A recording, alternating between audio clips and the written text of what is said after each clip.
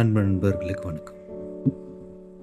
இன்றைக்கி நம்ம சேகி புக் மார்க்கில் மீண்டும் ஒரு மலையாள படம். ஏன்னா லாஸ்ட் வீக் வந்து பார்த்திங்கன்னா தன்யாவர்தனம்னு சொல்லிட்டு ஒரு சைக்கலாஜிக்கல் ரிலேட்டடான ஒரு படம் பார்த்தோம். அதில் வந்து அந்த மெயின் லீட் ரோலில் இருக்கிற மம்மூட்டிக்கு சைக்கலாஜிக்கலாக எந்த டிஸ்டர்பன்ஸும் இருக்காது. ஆனால் சொசைட்டியின் மூலமாக ஒரு புரிதல் இல்லாமல் சொசைட்டி வந்து ஒருத்தரை வாழ்க்கையே மாற்றி போட்டுரும். இவருக்கு இந்த பிரச்சனை இருக்குது அப்படின்னு சொல்லிட்டு. அது நல்ல ஒரு கதை அம்சம் உள்ள படமாக இருந்தது. அதை நம்ம பார்த்தோம்.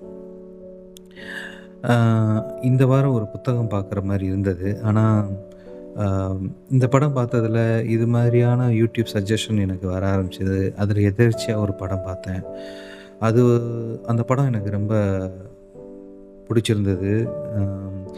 முக்கியமாக அந்த படம் வந்து அது எதை சொல்லணுமோ அதை வந்து ஒரு ஃப்ளாஷ்பேக் சைடில் வந்து தெளிவாக வந்து சொல்லியிருந்தாங்க. என்ன படம்னா 1992 ரிலீஸ் ஆன அகம். மோகன்லால் நடிச்சிருப்பார், ஊர்வசி, ரம்யா கிருஷ்ணன்லாம் நடிச்சிருப்பாங்க. ஸோ இந்த படத்தோட பிளாட்டை மட்டும் சொல்கிறேன். கண்டிப்பாக நீங்கள் ஸ்பாய்லர்லாம் வேணாம், நீங்கள் கண்டிப்பாக போய் பாருங்கள். வழக்கம் போல் மலையாள படங்கிறத வந்து பொறுமையான ஒரு மனநிலையில் தான் பார்க்கணும். ஏன்னா இந்த படத்தை எந்த ஒரு எக்ஸ்பெக்டேஷனும் இல்லாமல் இது என்ன படம்னே தெரியாமல் எதிர்ச்சியாக உட்காந்து பார்க்க ஆரம்பித்தேன். எனக்கு ரொம்ப பிடிச்சிருந்தது. இந்த படம் எங்கே ஆரம்பிக்குன்னா, கிட்டத்தட்ட ஒரு மனநல காப்பகம் மாதிரி இருக்கும், ஒரு சர்ச் இருக்கும். அங்கே வந்து சில பேஷண்ட் மாதிரி இருப்பாங்க. அங்கே வந்து ஒரு யூஎஸ்லேருந்து ரம்யா கிருஷ்ணன் வந்து இந்த மாதிரி பேஷண்ட்டை வந்து டாக்குமெண்ட் பண்ணுறதுக்கு வருவாங்க. அப்படி வரும்பொழுது மோகன்லாலோட பழக்கம் வரும். வித்தியாசமான கேரக்டராக இருக்கிறாரு. அவர் கிட்டத்தட்ட ஒரு செயின்ட் மாதிரி அங்கே வாழ்ந்துட்டுருப்பார். ரொம்ப தெளிவாக இருப்பார், ஒரு ஆன்மீக ரீதியாக இருப்பார். ஸோ அவரை பற்றி டாக்குமெண்ட் பண்ணலான்னு சொல்லிட்டு அவரோட சைக்காலஜி இருக்கிற டாக்டர்ஸ்டெல்லாம் கேட்டு அவங்க டீட்டெயில் வாங்குவாங்க. இவரோட ஃப்ளாஷ்பேக் வந்து வரும். இந்த ஃப்ளாஷ்பேக் தான் கிட்டத்தட்ட அந்த கதையோட முக்கியமான அம்சம்னே சொல்லலாம். ஏன்னா 92 வந்து ஒரு மனம் சார்ந்து, மனநிலை சார்ந்து, உளவியலான இந்த மாதிரி படங்கள்லாம் வரும்போது சாதாரணமாக ஒரு மென்டலாக டிஸ்டர்ப்டாக இருக்கிறவங்கள மாதிரி காமிச்சு முடிச்சிருவாங்க. ஆனால் இந்த படத்தில் ரொம்ப தெளிவாகவே இருக்கும். எப்படின்னா ஃப்ளாஷ்பேக்கில் மோகன்லாலுக்கு வந்து சின்ன வயசுலேயே அவங்க அப்பா அம்மானால் இழந்து நிறையா பாதிப்புகள் உண்டாயிருக்கும். அதுலேயே கொஞ்சம் டிஸ்டர்ப்டாக இருந்திருப்பார். அதுக்கப்புறம் வந்து அவருக்கு ஒரு பிஹேவியர் வரும். எப்படின்னா ரொம்ப நீட்டாக இருக்கிறது. அதாவது எக்ஸாம்பிள் ஒயிட் அண்ட் ஒயிட்டு தான் போடுவார். அதுக்கப்புறம் ஒரு ரெட் கலர் டை மட்டும் தான் போடுவார். அது கிட்டத்தட்ட ஒரு ஸ்கூல் யூனிஃபார்ம் தான். அதவே இப்போ வரையே வந்து மெயின்டைன் பண்ணிகிட்டே இருப்பார். வீடை ரொம்ப க்ளீனாக வச்சுப்பார். வெஜிடேரியன் மட்டும் தான் சாப்பிடுவார். கரெக்டான டைமிங்கில் எழுந்திரிப்பார். யோகா பண்ணுவார். ஃபேஷியல் எக்ஸ்ப்ரெஷன் யோகா, அந்த எக்ஸசைஸ்லாம் பண்ணுவோம். அப்படி இந்த மாதிரி ரொம்ப அக்யூரேட்டாக இருப்பா. அப்படி இன்னும் சொல்லப்போனால் அந்த கேரக்டர் வந்து என்ன பண்ணுன்னா, பால் சுட வைக்கிறோன்னா அந்த பர்டிகுலர் டெம்பரேச்சரில் தான் வச்சு கரெக்டாக டைம் செட் பண்ணி அந்த டெம்பரேச்சர் பார்த்து அதுக்கு மேலே இது பண்ணாமல் எடுத்து சாப்பிடுவார்.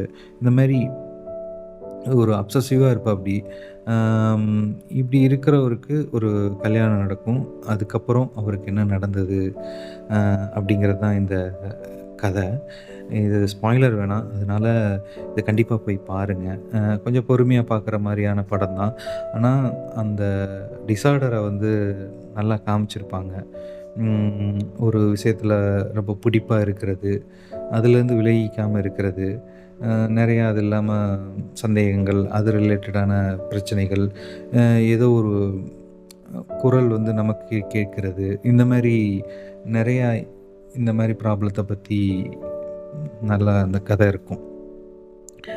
ஸோ இந்த படங்கள் பார்த்து முடித்ததுக்கப்புறம், இந்த படம் பார்த்ததுக்கப்புறம் வந்து பார்த்திங்கன்னா, இந்த மாதிரி படங்கள் தமிழில் என்ன வந்தது அப்படின்னு யோசிக்கும் பொழுது எனக்கு நினைவு தெரிஞ்சு சிவப்பு ரோஜாக்கள் கிட்டத்தட்ட சைக்கலாஜிக்கல் த்ரில்லர், இதேமாரி படங்கள் தான். ஆனால் சிறு வயதினால மனம் பாதிக்கப்பட்டு இருக்கிற அந்த கேரக்டர். அதுக்கப்புறம் வந்து பார்த்திங்கன்னா குணா. ஆ அதுவும் வந்து ஒரு வேற மாரி ஒரு படம். அம் மனநல பாதிக்கப்பட்ட ஒருவருக்கு நடக்கிற ஒரு உண்மையான காதல்னே சொல்லலாம். அது அ வேற ரேஞ்சான படம். அதுக்கப்புறம் வந்து பார்த்திங்கன்னா ஆளவந்தான். அதுவும் சொல்லவே தேவையில்ல. அது அம் இந்த மாரி படங்கள் கிட்டத்தட்ட பார்த்தா லிஸ்ட்ட பார்த்தா கடைசில கமலஹாசன் அவர்கள் தான் வந்து இந்த படங்கள்லாம் வந்து பண்ணியிருக்கிறாரு. ஸோ இப்படி பார்க்கும் பொழுது அம் இ இது இல்லாம சில படங்கள்லாம் இருக்கு. தமிழ்ல வந்து அம் எதுனா நம்ம அந்நியன், அதுக்கப்புறம் சந்திரமுகி இதெல்லாம் வந்து இந்த கேட்டகரியில எடுக்கக்கூடாது. ஏன்னா, இது வந்து ஒரு சூப்பர் நேச்சுரல் மாரியும், அம் ஒரு என்டர்டெயின்மென்ட்டுக்கு எடுத்த மாரி இருக்கும். அது அது ஸோ இந்த இந்த லிஸ்ட்டுக்குள்ள இத கொண்டு வர வேணாம். இந்த மாரி படங்கள் வேணாம். இத விட இன்னும் நல்லா என்ன சொல்லியிருப்பாங்கன்னு பார்த்தீங்கன்னா, இந்த அகம் படத்த தான் ஃபர்ஸ்ட்டு சொல்லுவேன். அவரோட ஃப்ளாஷ்பேக் சீன்ல வர்றத டீட்டெயில்டா காமிச்சிருப்பாங்க. சின்ன சின்ன எக்ஸ்பிரஷன் மோகன்லால் சூப்பராவும் பண்ணியிருப்பாரு. இதுக்கப்புறம் பார்த்தீங்கன்னா, நார்த் 24 காதம்னு சொல்லி ஃபகத் அவர் வந்து நடிச்சிருப்பாரு. வாய்ப்பே இல்ல. அதுவும் அவருக்கும் அந்த ஓசிடி ப்ராப்ளம் இருக்கும். அந்த ஓசிடினால அ இதே மாரி ரொம்ப அ கஸ் அதாவது ரொம்ப சுத்தமா இருக்கணும், ரொம்ப அக்யூரேட்டா இருக்கணும் அப்படின்னு இருப்பாரு. ஸோ அவரு வந்து ஒரு ஸ்டேஜில வெளிய போற மாரி இருக்கும். அங்க போய் எப்படி சர்வே பண்றாரு, அதுக்கப்புறம் அந்த சொசைட்டியின் மூலமா எப்படி மீண்டு வராரு அப்படிங்கிறத நல்லா சூப்பரா பண்ணியிருப்பாங்க. அந்த படமும் நல்லாயிருக்கும். அதுக்கப்புறம் கும்பலாங்கி நைட்ஸ்லயும் அந்த ஃபகத்தோட கேரக்டர் வந்து பார்த்தீங்கன்னா, அந்த ஓசிடியோட இது ஸ் தெரியும். ரொம்ப அப்படியே க்ளீன் ஷேவ்டா பண்ணிக்கிறது. அதுக்கப்புறம் ட்ரெஸ்ஸிங் சென்ஸ் ரொம்ப நீட்டா இருக்கிறது. அ சின்ன சின்ன இதெல்லாம் வரும். இந்த மாரி இருப்பாங்க. பட் உள்ள வந்து பார்த்தீங்கன்னா, அந்த டிப்ரஷனுக்குரிய அந்த டிஸார்டர் திங்ஸ் எல்லாம் இருக்கும். ஸோ இத பத்தி இன்னும் எ படிக்கலாம். இது என்ன டைப் ஆஃப் டிஸார்டர் இதெல்லாம் பார்க்கலான்னு தோணும்போது, என்ன தோணுச்சுன்னா, இத வந்து ஒரு டேட்டாவா வேணா சொல்லலாமே தவிர, இதுக்கு வந்து இது இப்படித்தான் இருக்கும். இதுக்கு சொல்யூஷன் இது அப்படிங்கிறதுக்கெல்லாம் இங்க எதுவுமே சொல்ல வரல. ஏன்னா, இது முக்கியமான விஷயமா பேச பேசுறோம். ஸோ இதுக்கு வந்து அ ஓ இத பத்தி ஒரு பேசிக்கா என்னன்னு பார்க்கலான்னு தோணுச்சு. அப்படி பார்க்கும்போது, அ ஃபர்ஸ்ட்டு ஒரு புக்க வந்து நான் சஜெஸ்ட் பண்ணுவேன். என்னன்னா, வினயனூர் ராமச்சந்திரன் அவர் எழுதிய எமர்ஜிங் மைண்ட் அப்படின்னு சொல்லி அ அந்த புக்கு. அ அதில வந்து நம்மளோட மனித மூளைய பத்தி அவரு சூப்பரா எக்ஸ்பிளைன் பண்ணியிருப்பாரு. மூளைனா அந்த மூளையோட பகுதிகள், அது மட்டும் இல்ல. அது ஜஸ்ட் ஒரு இன்ட்ரோவா குடுத்துட்டு, ம் அதோட பரிணாமங்கள், அதனால அ எங்கெங்க என்னென்ன நடக்குது, எல்லாமே டீட்டெயிலா அ சொல்லியிருப்பாரு. ஸோ இந்த மனப்பிரச்சனை, இந்த மூளையில நடக்கிற பிரச்சனைகள், இந்த பிரச்சனை வந்து 2 வகையா அவர் வந்து பிரிக்கிறாரு. நம்ம அந்த மனப்பிரச்சனைய வந்து கிட்டத்தட்ட 2 வகையா அவர் பிரிக்கிறாரு. ஒண்ணு வந்து பார்த்தீங்கன்னா, இந்த மூளையில வந்து ஒரு கடத்திகள் இருக்கும். அந்த நரம்பின் மூலமா வந்து வர கடத்திகள் இருக்கும். அதாவது கம்யூனிகேட் பண்ற அந்த நர்வ் சிஸ்டத்தில வந்து ஒரு கெமிக்கல் இம்பேலன்ஸ்டு திங்ஸ் எல்லாம் நடக்கும். அது வேதியியல் மாற்றங்கள் வந்து ஒரு சமச்சீரா இல்லாம இருக்கும்போது, இந்த ப்ராப்ளம் வருது. மனப்பிரச்சனை வருது. அம் இதுக்கு வந்து மருந்துகள் மூலமா சரி பண்ணுவாங்க. இது வந்து ஒரு வகை. 2வது வந்து அ ஃப்ராய்டு முறை அப்படிங்கிறாங்க. அதுதான் நம்ம சைக்காலஜிக்கல் முறை. இந்த 2 முறையில தான் இந்த பிரச்சனைகள சரி பண்றாங்க. பொதுவா வந்து மனப்பிரச்சனைங்கிறத வந்து ஆம் எப்படின்னா, இன் பிட்வீன்ல வர்றதும் இருக்கு. இது இல்லாம அம் இப்படி பயாலஜிக்கலா டிஎன்ஏ மூலமாவும் வர்றது ஒரு சிலதெல்லாம் இருக்கு. அம் அந்த மாரி இருக்குன்னு சொல்றாங்க. ஸோ அ இந்த ஃப்ராய்ட் முறை தான் வந்து பார்த்தீங்கன்னா, உளவியல் ரீதியா வந்து பார்த்தீங்கன்னா, கிட்டத்தட்ட அ அவரு தான் வந்து இம்ப்ளிமெண்ட் பண்ணுறாரு. அவர் ஃப்ரெண்டு வந்து இம்ப்ளிமெண்ட் பண்ணுறாரு ஹிப்னோட்டோ தெரப்பின்னு சொல்லிட்டு. அத பார்த்து இம்ப்ரெஸ் ஆயிட்டு, அது மூலமா இவரு இப்படி இம்ப்ரூவ் பண்றாரு. அந்த சைக்காலஜிக்கலான சைக்காட்டிஸ்ட்டுக்குரிய எல்லா இதையும் அவரு கண்டுபிடிக்கிறாரு. எப்படின்னா, ஹிப்னோட்டோ தெரப்பிங்கிறது வந்து எப்படின்னா, உங்களுக்கு இந்த நோய் இருக்கு அப்படின்னு சொல்லியே அந்த நோய இருக்குன்னு சொல்லி அவங்கள இது பண்ணி, அந்த அ ஹிப்னாட்டிசம் சொல்லுவாங்கல்ல, மயக்குதல். அத சொல்லி அதன் மூலமாவே குணப்படுத்துதல் பண்றது தான் அந்த ஹிப்னோட்டோ தெரப்பி. இத பண்ணத பார்த்து தான் ஃப்ராய்டு வந்து அடுத்தடுத்து வந்து அத யூஸ் பண்ணி நெறைய ஹிஸ்டீரியா பேஷண்ட்ட வந்து சரி பண்ணியிருக்கிறாரு. இந்த இடத்துல ஹிஸ்டீரியா பேஷண்ட்னா நம்ம இன்னும் 20, 30 வருடங்களுக்கு முன்னாடி கிராமங்கள்லலாம் நல்லா பார்த்துருப்பீங்க. இன்னும் கூட இருக்கு. அம் பேய் பிடிச்சிருக்குன்னு சொல்லுவாங்க.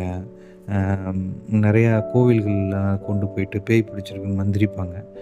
அவங்களோட ரியாக்ஷனும் அதே மாரியே தான் இருக்கும். இந்த நம்ம பேயின்னு ஒண்ணு கருதி வச்சிருக்கிறோம்ல, அதே மாரி தான் அவங்களோட அ ரியாக்ஷனும் இருக்கும். அது வந்து பார்த்தீங்கன்னா, அது நரம்பு சம்மந்தப்பட்ட நோய் ஹிஸ்டீரியான்னு சொல்றாங்க.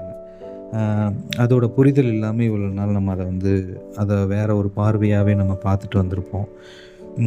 இதே மாரி நெறையா இது மாரி பிரச்சனைகள் வந்து இருக்கு. Hysteria, anxiety, obsession, depression, hyper sensitivity இந்த மாரி நெறையா இது இருக்கு.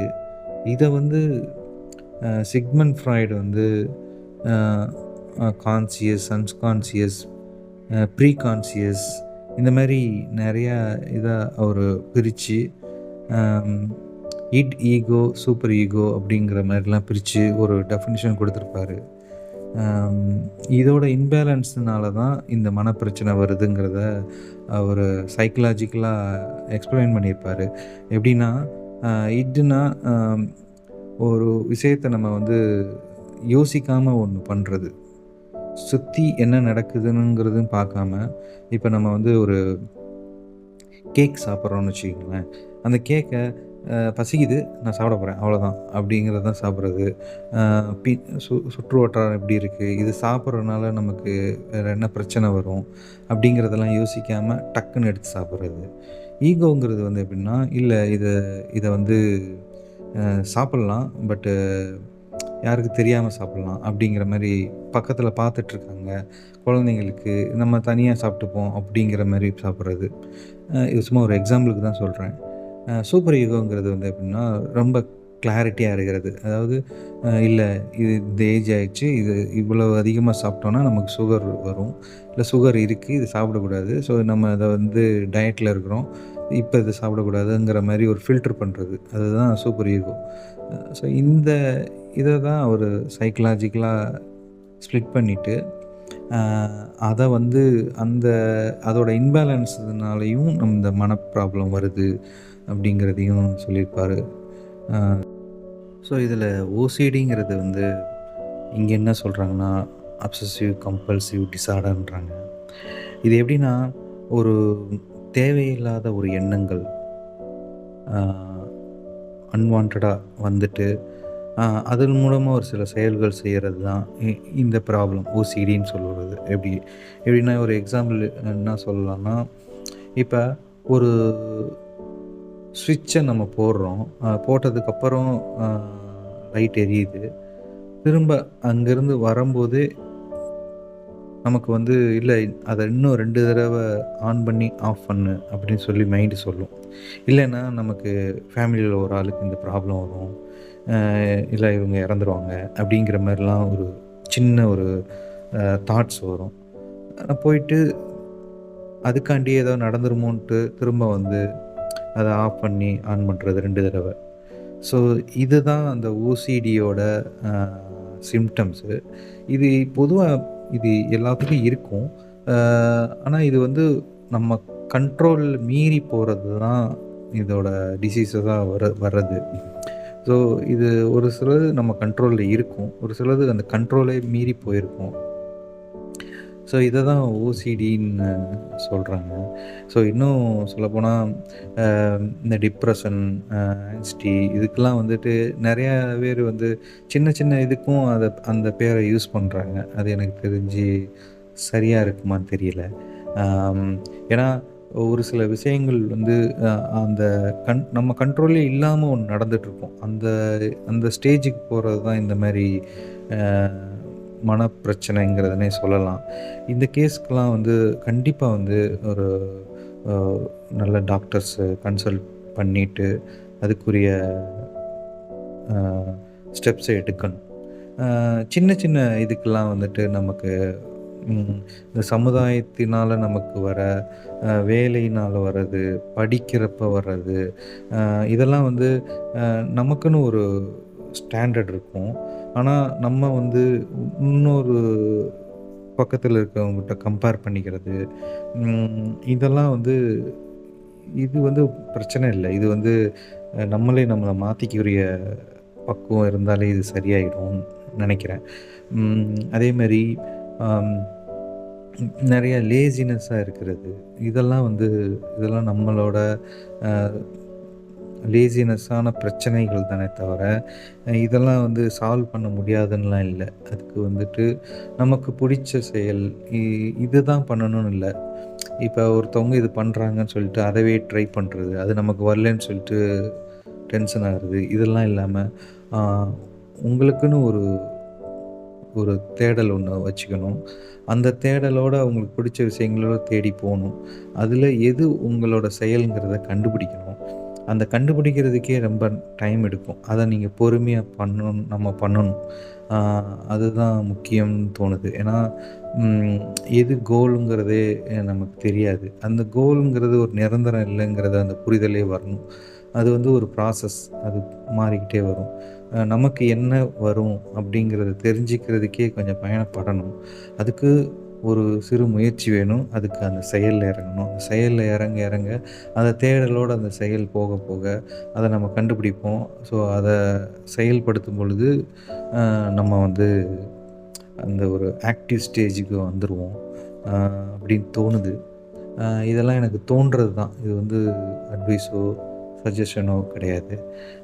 கண்டிப்பா இந்த மாரி உங்க நண்பர்களுக்கோ, இது மாரி ஏதாவது உங்களுக்கோ அ ஏதாவது இந்த மாரி ரொம்ப அன்கண்ட்ரோல்டான ஸ்டேஜ் இந்த மாரி வரும்பொழுது, சரியான மருத்துவர வந்து நம்ம போயிறணும். அ இல்ல இது வந்து இதெல்லாம் நம்ம சால்வ் பண்ண முடியும் அப்படிங்கிற மாரி இருந்ததுன்னா, அதோட வாழ்க்கை முறையையும், அந்த சூழலையும் நம்ம மாத்தி அமைச்சுக்கிட்டாலே இதுக்கெல்லாம் சொல்யூஷனா முடிஞ்சிரும். எல்லாமே சரியாயிடும். நிறையா பயணம் போங்க. நிறையா பாடல் கேளுங்க. இளையராஜா கூட தான் இருக்கிறாரு. நிம்மதியா தூங்குங்க. எல்லாம் சரியாயிடும். நன்றி, வணக்கம்.